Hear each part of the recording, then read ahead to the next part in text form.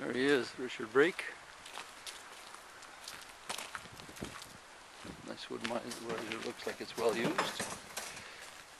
Looking forward to it. Have to set it up now.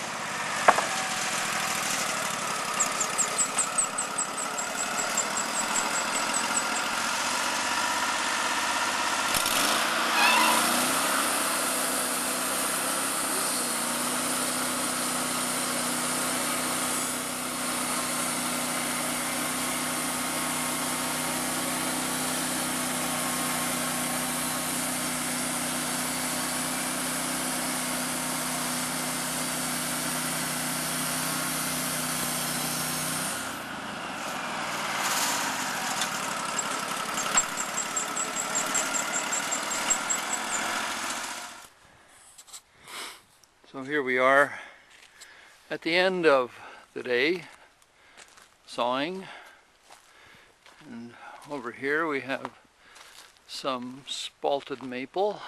I don't know if you can see the grain, but it is rather unique and quite interesting. That was one log that I was almost an afterthought. Over there we have some oak, and the reason why it was left so big was that there was metal, square nails, which are as hard as heck, and they play hell bandsaw blades. There's one stack of lumber, and that's half of it's pine, and the other half, the heavier stuff, the 2x4s and the 4x4s, are all hemlock. And then coming around here, you can see one heap of sawdust, and then there's another heap of sawdust, and these are all the offcuts. Well, they'll certainly keep somebody warm, that's for sure. Nice firewood. The pine turned out to be pretty good. And then here's the second pile. This is pine and oak. And you can see we've got 10, 12-inch widths. A lot of it is dead clear. It's just really nice stuff. And this little spot right here, you can see the shine on it. That's the nail that he ran through, and that's the track that it left. And then you can see the dark stain further on. There's another piece of metal somewhere in there, and he said, okay, that's it. You know, if we keep sawing, we're going to keep hitting, and you're eventually going to end up with buying a blade, and that was over $300. So I said nope. So we just left it sort of heavy. Good for turning and that kind of stuff. So just around $500 for all of that. Took about a day. You can see this piles of sawdust, which is good for the garden.